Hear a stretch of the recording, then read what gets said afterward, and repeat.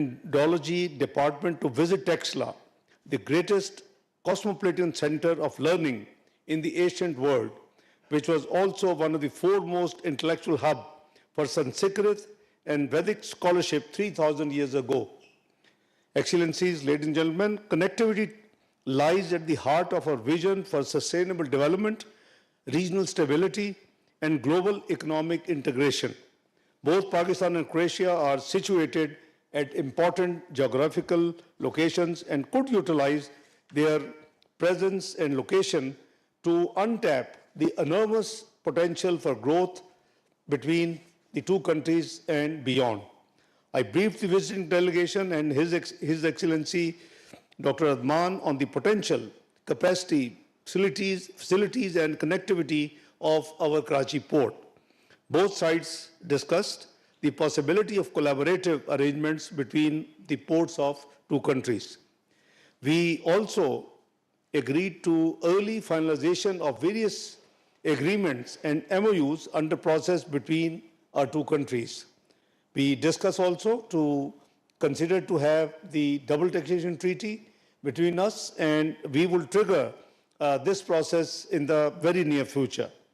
I would also like to take this opportunity to mention that we are working together to expedite the opening of Croatian visa processing facility in Islamabad, and I am grateful that Excellencies has agreed that because our applicants, they have to go to Tehran for visa processing. So I have requested that either some visa process in Islamabad facility or an alternate like Jerry's and all this thing, whatever is convenient. So Excellency has given me very positive response. We believe that this will certainly be a welcome relief to Pakistani applicants of Croatian visa by sparing them the inconvenience of traveling to a third country to obtain the visa, which is at present, in place. Pakistan access to the EU GSP Plus scheme remains a cornerstone of Pakistan-European Union economic cooperation and a mutually beneficial framework. We have taken note of the new GSP Plus regulation, which is scheduled to enter into force on 1st of January 2027. I informed my friend and His Excellency Foreign Minister of Croatia that we have already initiated preparatory work for our reapplication in early 2027. Labor mobility was another key area which we discussed in the context of Pakistan-EU relations as well as Croatia on bilateral basis. We agreed to continue work on legal pathways for Pakistan's skilled manpower, stressing the need for combating human smuggling and illegal migration. Both sides agreed that by providing safe, orderly and regular channels for migration, we not only protect the rights and lives of migrants, but also dismantle the illegal model of smuggling networks.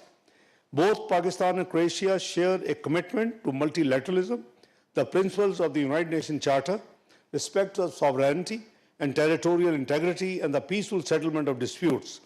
Pakistan actions as a non-permanent member of the UN Security Council for the term 2025-2026 are shaped by our commitment to upholding the principles of UN Charter and advancing the core work of the Security Council.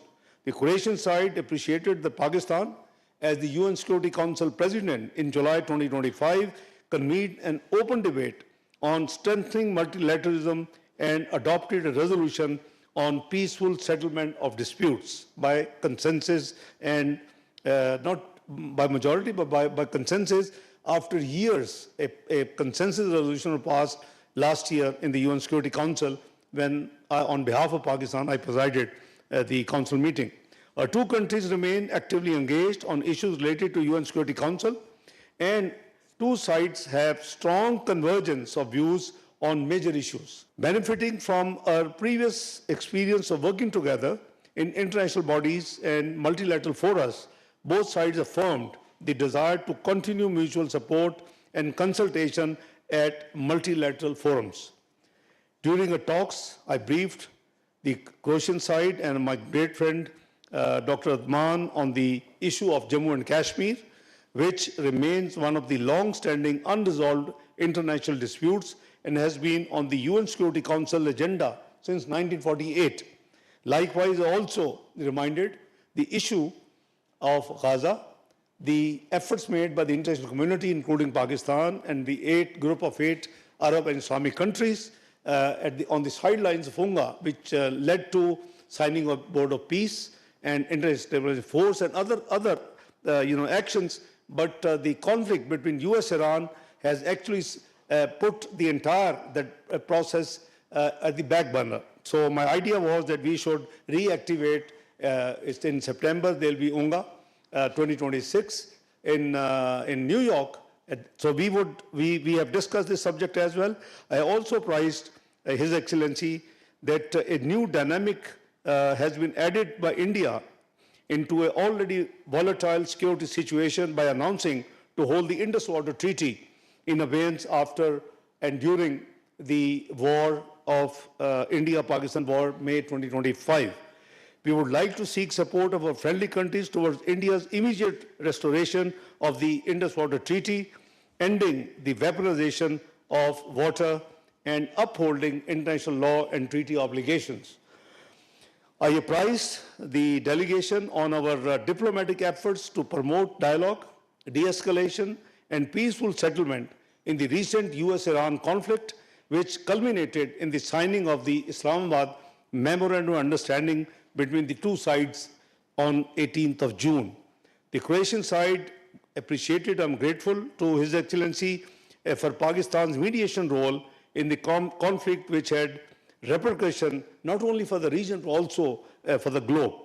I briefed the visiting delegation and Excellency the Foreign Minister on the continued presence of TTP and BLA and other affiliates, networks in Afghanistan and the terrorist attacks perpetrated by them against Pakistan.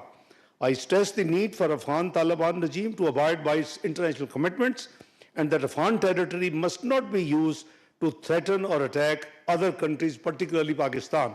Both sides reaffirmed our unequivocal condemnation of terrorism in all its forms and manifestation, and we agreed on the need for international cooperation to fight this menace and support all efforts together. We also exchanged views on the situation in Ukraine and agreed on the need to find a peaceful solution to international conflicts in full respect of the principles of the international law and the UN Charter. I thank Excellency Dr. Radman for his visit. We had first meeting on the sideline of the Indo-Pacific Ministerial meeting in Brussels in November 2025. I invited my friend to visit Pakistan, and it's very kind of him that, he was in NATO meeting in Ankara, from where he has, made and flown to Pakistan to attend this meeting. Excellency, I, greatly appreciate, your visit, and, I'm confident that your visit will open a new chapter in Pakistan-Croatia relations and will contribute to greater cooperation and mutual prosperity for our people of both countries in the years ahead. I thank you, Excellency. Over to you. Thank you so much, and Your Excellency, Deputy Prime Minister Dar, dear friend Ishaq. Let me begin by sincerely thanking you for the warm welcome and kind hospitality here in the beautiful city of Islamabad, the city of peace and diplomacy. Our bilateral relations are based on friendship and mutual respect. And so I hope that this visit will help us intensify our relations, enhance our trade and investment, and explore new avenues of cooperation. I am pleased to note that some of our companies, such as Konchar and Dalekovod, are already present in Pakistan since 1950s and so on, where they supply equipment for your hydropower plants supporting Pakistan's expanding energy needs. I hope very much this successful cooperation encourages a greater presence of Croatian products, technologies and services in the Pakistani market, especially in the pharmaceutical and health sector, defense, digital, IT, and new technologies, tourism and food production, and vice versa. Croatia welcome the Pakistani companies' investment. Croatia is given its an excellent geopolitical position, has become energy and a hub, and is an open door to the European market because of their vicinity, and we are very close to our neighborhood, and the European neighborhood, Slovenia, Austria, Hungary, Italy. Croatia has also internationally recognized expertise in humanitarian demining, as well as solutions that can support civil protection, disaster response, firefighting, and crisis management operations. Our companies have global relevance also in the pharmaceutical and healthcare sector, as well as in the IT sector. With 9 strategic airports and 6 major maritime ports, Croatia can also be a gateway for international travel and cargo. Our railway links with Central Europe support a more resilient transport, energy, and digital connectivity networks. I am pleased that today we agreed a joint communiqué that highlights our shared commitment to further deepening bilateral cooperation. It also highlights our shared resolve to strengthen multilateralism, uphold the principles of the United Nations Charter, and promote peace, stability, and prosperity. We greatly value people-to-people links, and therefore Croatia would like to enable Pakistani citizens to submit visa applications in Pakistan so they don't need to travel abroad to apply. We look forward to the opening of the Croatian visa processing facility in Pakistan soon, and we are grateful for your help in this matter. We welcome Pakistan's active engagement in the work of the UN Security Council and its efforts during its current term to contribute to dialogue, consensus building, and addressing current security challenges. We particularly appreciate very much Pakistan's diplomatic efforts that resulted in the Islamabad Memorandum of Understanding to end the conflict between the United States and Iran. Croatia actively supports the participation of women in peacekeeping missions, and so we hope to be able to welcome Pakistani female police officers at our pre-deployment trainings that are certified by the United Nations. We are also pleased to see a growing momentum in the relations between the EU and Pakistan. Pakistan is a key partner of the European Union.